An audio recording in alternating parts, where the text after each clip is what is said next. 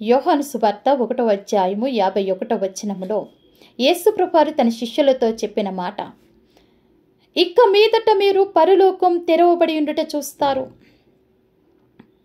పరలోకము తెరవబడి ఉండుట ప్రత్యక్షముగా చూసిన ప్రధానమైన వ్యక్తులలో స్టెఫెను,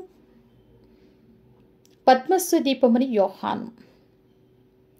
యోహాను 4 సార్లు 4 ప్రధానమైన సందర్భాలలో పరలోకం తెరవబడి ఉండుట చూశారు. మొదటి సందర్భం చూస్తే ప్రకటన గ్రంథము 4వ అధ్యాయం 1వ వచనములో పరలోక తలుపులు తెరవబడటం, అక్కడ దేవుని సింహాసనమును చూడడం ఎంత ధన్యత! పరలోకం తెరవబడింది, పరలోక తలుపులు తెరవబడ్డాయి, అక్కడ దేవుని సింహాసనాన్ని చూశాడు. రెండవ సందర్భములో చూస్తే ప్రకటన గ్రంథం 11వ అధ్యాయం 19వ వచనములో పరలోక తలుపులు తెరవబడటం, అక్కడ నిబంధన మందస్సమును చూశారు. మూడవసారి ప్రకటన గ్రంథం 15వ అధ్యాయం 5వ వచనములో చూస్తే పరలోకం తెరవబడట, సాక్ష్యపు గుడారమును చూశాడు ఆయన. 4వసారి ప్రకటన గ్రంథం 19వ అధ్యాయం 11వ వచనములో యేసు ప్రభువారు పరలోకం తెరవబడట, యేసు ప్రభువారు రావటం చూస్తున్నాడు. ఎలాంటి పరిస్థితులలో ఆయన చూస్తున్నాడు? శ్రమ పడుతున్న సమయములో యోహాను వ్రాశారు ప్రకటన గ్రంథం 1వ అధ్యాయం 9వ వచనంలో, శ్రమలో పద్మస్సు దీపమున ప్రభు దర్శనాన్ని చూశాను. ఆ దర్శనము ఆయన శ్రమను మరిపించింది. ఆ శ్రమలో రాసిన ప్రకటన గ్రంథం ఇది. పరలోకము తెరవబడుట ప్రత్యక్షముగా చూసిన స్టెఫెను ఎలాంటి పరిస్థితులలో పరలోకం తెరవబడి ఉండుట చూశారు? రాళ్లతో కొట్టబడుతున్న సమయములో ప్రభు దర్శనాన్ని చూస్తున్నాడు. దేవుని కుడి పార్శ్వమును నిలవబడి ఉండడం చూస్తున్నాడు యేసుని. ఆ దర్శనం చూస్తున్నప్పుడు తన శ్రమను మరిచిపోయాడు స్టెఫెను.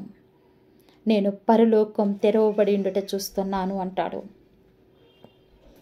కొన్నిసార్లు కొన్ని పరిస్థితులలో, కొన్ని శ్రమలలో, భయంకరమైన పరిస్థితులలో మన శ్రమను మరిపించటానికి దేవుడు తన దర్శనాన్ని ఇస్తాడు. దర్శనము ద్వారా మన శ్రమను మరిపిస్తాడు. ఉదాహరణకు స్టెఫెను చూస్తున్నాము, పద్మస్సు దీపమున యోహానుని చూస్తున్నాము. వీరిద్దరూ శ్రమలోనే పరలోకం తెరవబడుట చూశారు, ప్రభు దర్శనాన్ని చూశారు. ఆదికాండము 28వ అధ్యాయము 12వ వచనములో యాకోబు కూడా పరలోకం తెరవబడి ఉండుట దర్శనాన్ని చూశాడు. దేవదూతలు ఎక్కుట దిగుట చూస్తున్నాడు. ఎందుకు బైబిల్ గ్రంథమందు ఈ దర్శనాలు వ్రాయబడ్డాయి అంటే మన విశ్వాస జీవితాన్ని బలపరచటానికి, కడవరకు క్రీస్తులో నమ్మకముగా ఉండడానికి. ఎన్ని శ్రమలు వచ్చినా తప్పించేవాడు ఉన్నాడు మనకు. కాబట్టి పరలోకాన్ని మాత్రం మనం కోల్పోకూడదు. పరలోకం ఉందని నమ్మని వారు నరకం నుండి పరలోకాన్ని చూడవలసిన పరిస్థితి వస్తుంది. అందుకు ఉదాహరణ లాజరు ధనవంతుల్ని చూడండి. లాజరు చనిపోయి అబ్రహాము రొమ్మునుంటాడు, పరలోకము చూస్తాడు. నరకము నుండి ధనవంతుడు పరలోకాన్ని చూస్తాడు. అలాంటి పరిస్థితుల్లోనికి వెళ్ళకుండానే పరలోకం ఉంది, యేసు ప్రభువారు నిజమైన రక్షకుడని నమ్మితే పరలోకంలో నివసిస్తావు, పరలోకాన్ని చూస్తావు.